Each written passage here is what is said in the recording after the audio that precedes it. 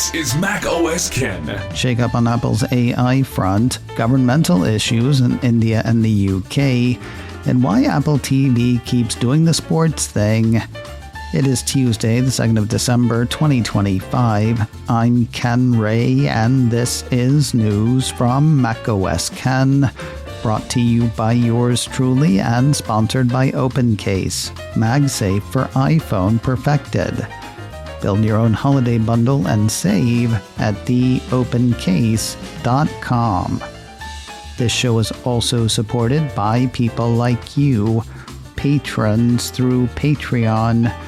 Find out more and add your support at patreon.com/MacOSCan.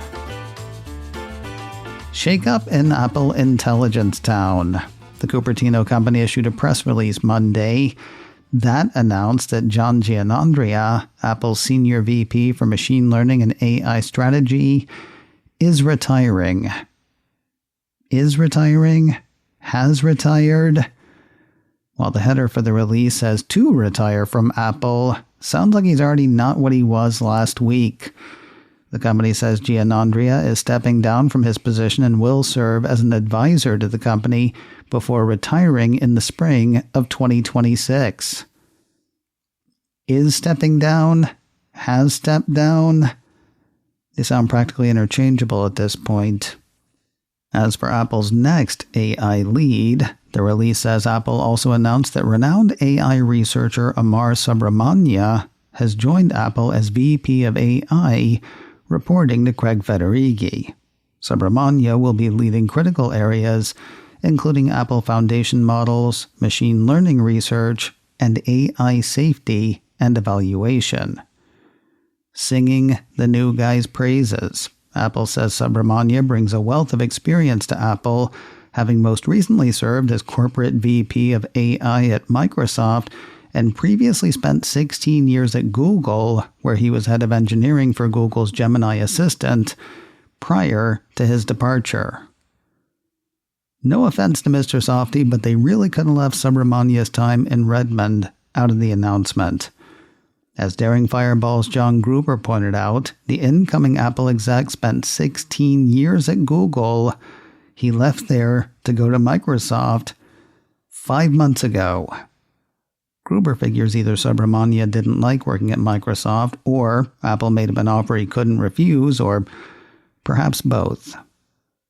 There is one other thing that's weird about the timing. The Apple watching world is still watching for that more personalized Siri.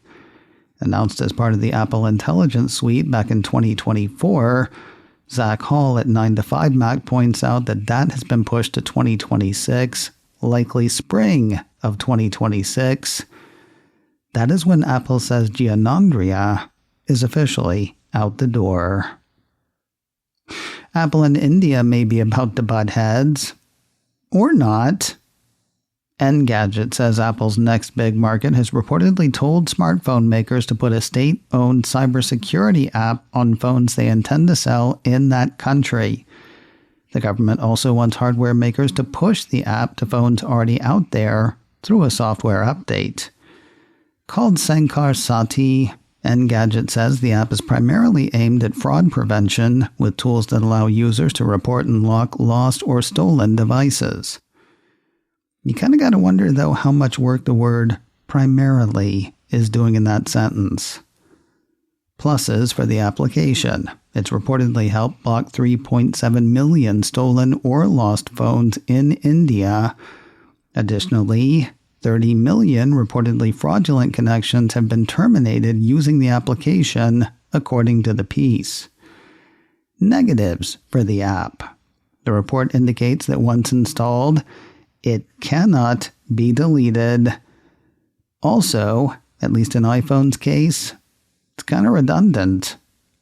Apple has ways to report and lock lost or stolen devices built into its operating systems. Of course, we don't know that that's all the government-mandated application does, hence questioning the work being done by the word primarily. This seems like the kind of thing Apple might push back against. Then again, it's really hard to tell these days what Apple would push back against, if anything. We should find out relatively soon, though. While the mandate has not been made official, a member of the Indian government told CNBC that the installation order should be made in the next couple of days. That said, Engadget says the order has quietly gone out already. Apple, Samsung, Xiaomi, and others were given 90 days to comply, according to the report. An interesting dance between Apple and the European Union. Apple Insider says Apple Maps and the company's advertising business are both big enough to be considered gatekeepers by the EU. We know because Apple said they are. The company actually notified the European Commission late last week that both Apple Maps and Apple Ads meet the thresholds for Gatekeeper. The company wasn't bragging. Apple is legally required to self-report anything that could be a potential violation and services that reach certain metrics, according to the report. Those metrics include having at least 45 million monthly end users in the EU, at least 10,000 annual business users, and a market cap of at least 75 billion euros, or a yearly turnover of 7.5 billion euros. With such numbers, one could see why Apple might want to brag about it. Then again, with the possibility of increased government scrutiny, one could see why Apple would want to keep the news on the down low if it could. Instead, Apple says, "What do you say we just don't pay any attention to this?" Apple Insider says the company is seeking exemptions for the two services.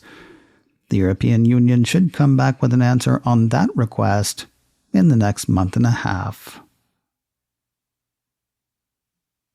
More news in a moment, but first a word from today's sponsor, OpenCase, and their Build Your Own holiday bundles. I love the way my OpenCase works.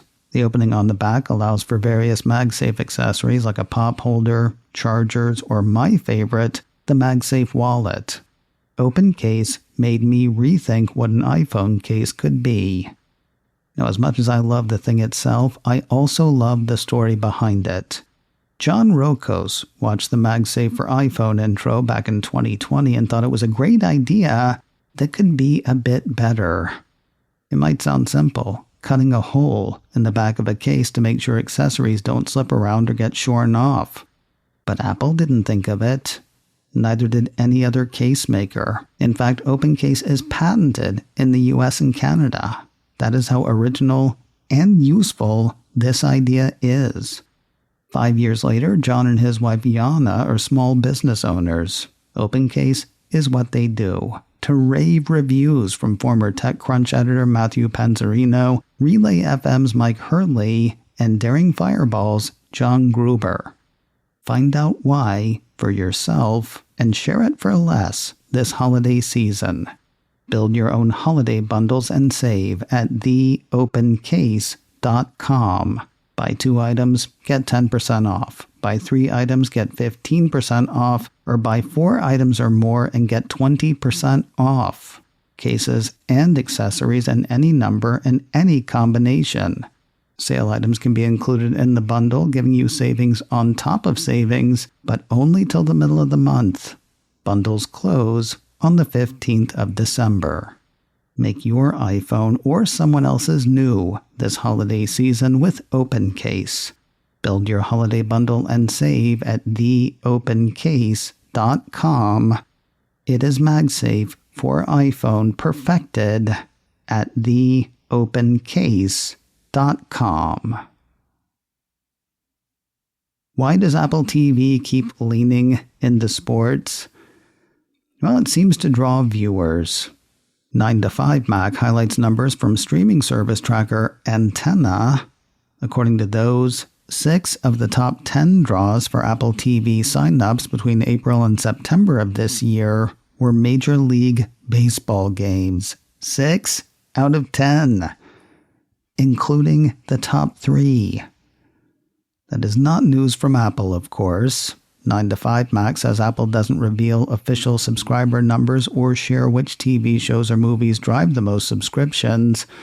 However, Antenna has a strong reputation in Hollywood for its streaming subscription data. The piece also points out that we don't know how many of those people stayed around. That said, 9to5Mac deems it fascinating to see the impact that a single sports game can make on driving subscriptions. Because yeah, you don't get to sign up for a season of the Yankees or a season of the Dodgers or even a season of baseball with Apple TV.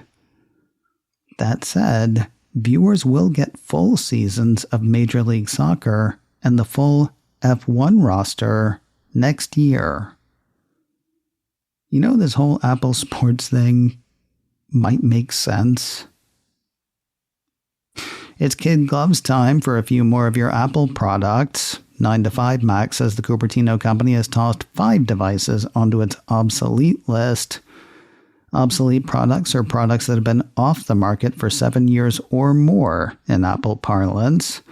Neither Apple nor its authorized service providers will service these devices, so if you rely on a first-generation iPhone SE, a second-gen 12.9-inch iPad Pro, a Beats Pill 2.0, an Apple Watch Series 4 Nike, or an Apple Watch Series 4 Hermes, it is kid gloves time.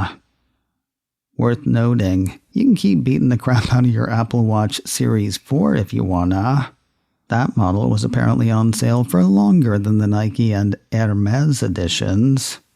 That said, the regular Series 4 is considered vintage.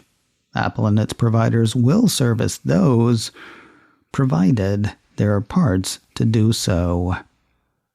And finally today, you know what people really want from Apple and red? Apple products in red. I told you yesterday about Apple's fundraising promo with Red, with the stated goal of raising money to fight AIDS.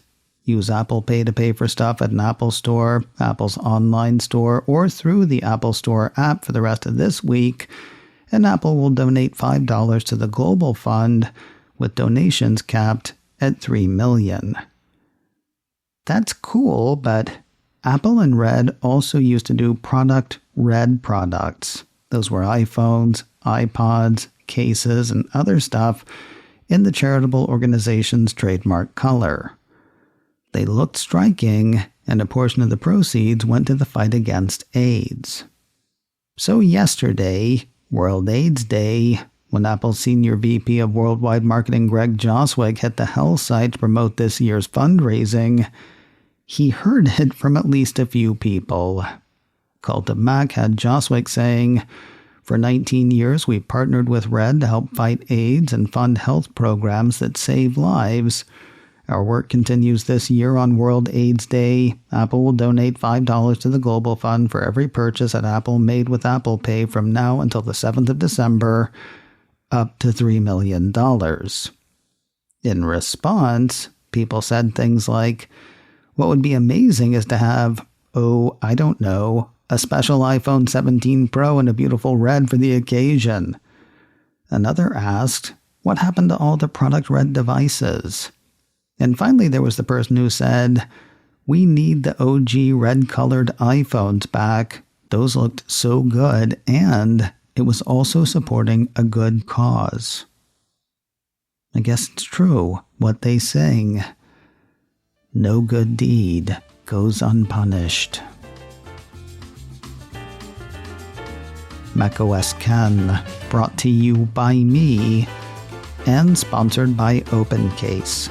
Build your own holiday bundle today and save at theopencase.com. This show is also supported by people like you, patrons through Patreon. Find out more and add your support at patreon.com/macosken. Advertising handled by Backbeat Media, online at backbeatmedia.com. You can find me on Mastodon, macosken at mastodon.social. You can also send me an email, info@macosken.com. Until next time, that is news from macOS Ken. I'm Ken Ray.